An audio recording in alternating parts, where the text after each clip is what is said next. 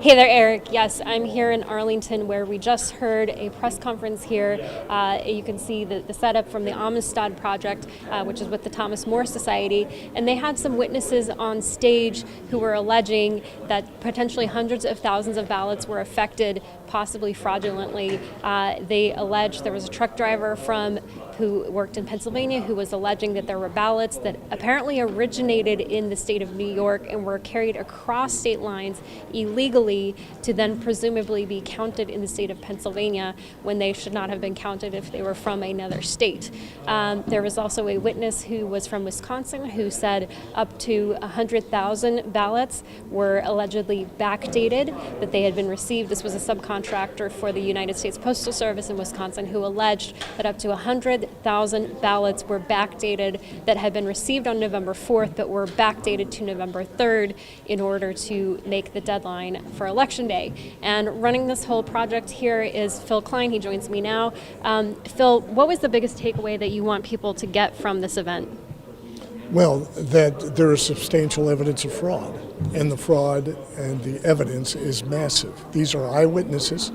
One of them actually transported the ballots, and the way that the ballots were received in Pennsylvania indicates that there were those who did not want others to know that completed ballots ready for counting moved from New York to Pennsylvania.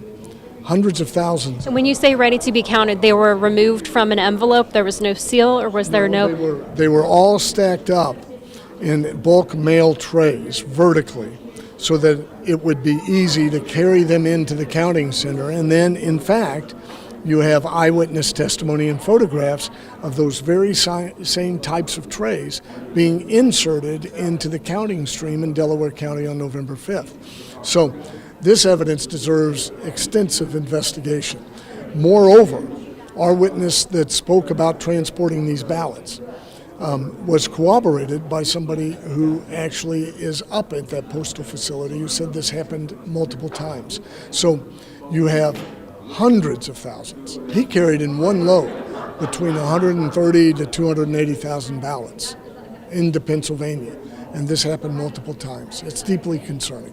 And why is it, just to let our viewers know, why would it be concerning if they would have originated in New York State? Are you saying that these are ballots that were fabricated or originated from voters in New York and were counted in Pennsylvania?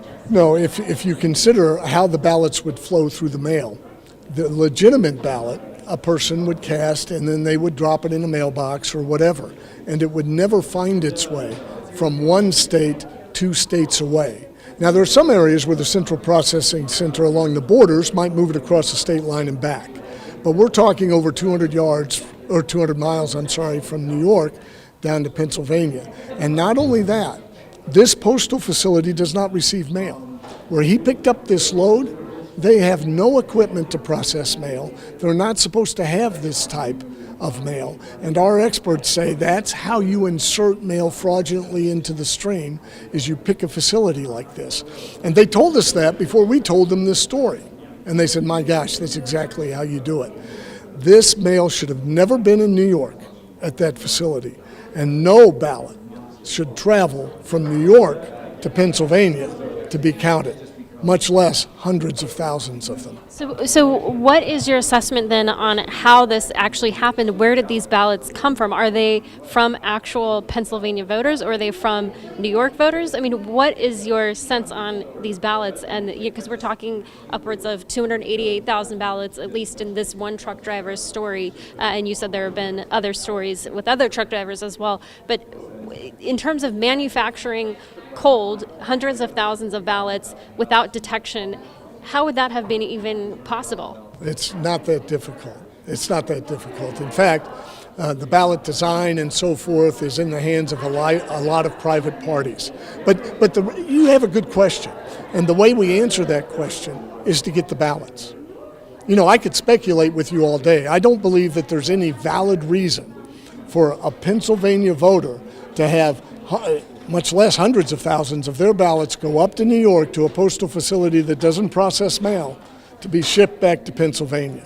So that leads us to the question, how could and why would this happen? And the reason why is if you can complete those ballots and insert them fraudulently, then you could dictate the results of an election. And we have demonstrated in our litigation that there were hundreds, tens of thousands, and in some instances hundreds of thousands of ballots that were not requested, but suddenly were grabbed and voted for others who did not vote. So there you have a pool of ballots you can use. We explained in the news conference how you can easily create persons that don't really exist by using their maiden name or birth names in an area they once lived, cast a vote for them, and you're likely not to be caught. And we have an affidavit that I referred to where they did just that with a woman. And they registered her under her birth name back in her home state that she hasn't lived in over 30 years, and she's never registered under her birth name. So access to the poll books, those types of things, this isn't that difficult to do. And during this event, the Attorney General Barr did come out and make a statement to the Associated Press saying that he did not see evidence of fraud that would sway the election. Your response to that? Well, I think that's a premature statement, and I think it's the wrong question. The real question is, do we have evidence of fraud? And the answer is yes. Then the next question is, does it deserve investigation? And the answer is clearly yes. So, but in terms of AG Barr and getting the information to be subpoenaed or sequestered or to continue any sort of investigation, is this new information from this press conference, do you anticipate that AG Barr might move on this? Well, I would hope so, but I don't have an anticipation. We just found our responsibility to make this public and let the American people become aware of it, and we intend to pursue the investigation. And I think there's also another question, and the Attorney General probably wasn't asked that, and that is there evidence that would indicate the Supreme Court should invalidate election results? And I believe there is.